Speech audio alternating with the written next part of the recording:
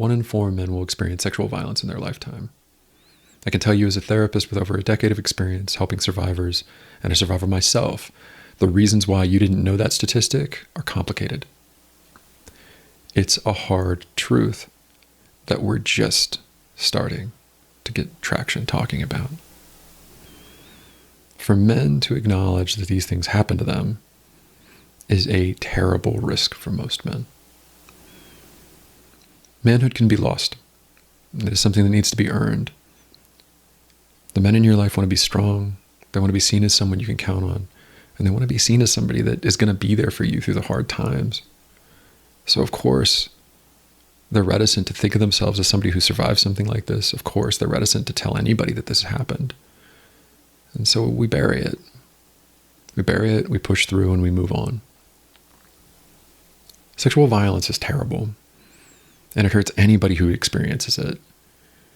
But women have had a culture of being survivors, of building the framework for what it means to become a survivor for generations now.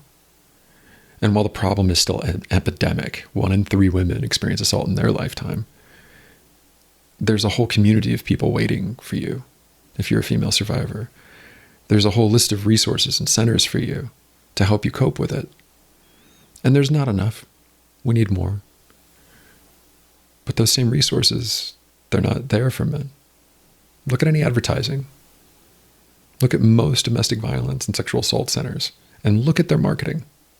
Do you see any men in those pictures, either as helpers or survivors? Probably not.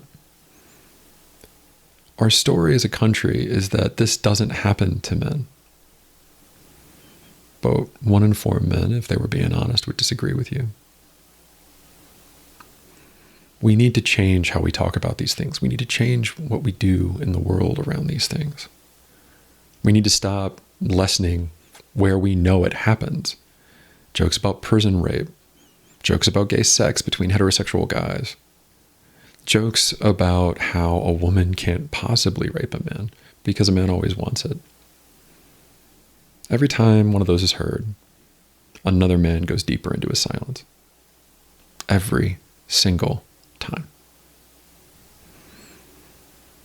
I'm not anti-comedy. I go to stand-up comedy quite a bit, and you can make most things funny. Most of us are not stand-up comedians.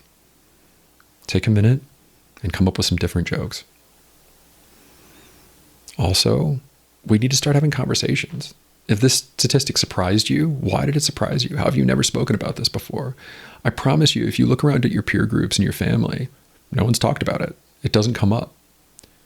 But it's impacting so many people that you care about, and maybe even you, that don't you think it could be worth opening up a conversation with people?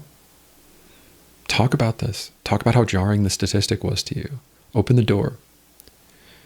I will tell you that just opening the door will not get most guys to tell you what's happened to them. But if enough of us start those conversations, maybe they'll start talking. And if you have a story and you tell people, the people you're intimate with, the people that care about you, the people that see you for the man that you are, maybe you'll find out that you're not alone. And if that doesn't happen, if that's too much, I get it. There's resources for you. 1in6.org is a group that is trying to bring these stories forward for men who have survived sexual violence. 1 in 6 men survive an assault. That's where that number comes from. You're not alone. There's other guys who share their stories, other guys who figured out resources, other therapists like me who are doing work to help heal these things. I'm not a unicorn in this space. There's a lot of us. Find one so you have the safety to talk and process about what happened to you. We need more men coming forward with these things. Men like Terry Crews and Kevin Smith are both powerful men within their fields that came forward and shared their stories. And it's been impactful. More men talk sooner in sessions than they used to.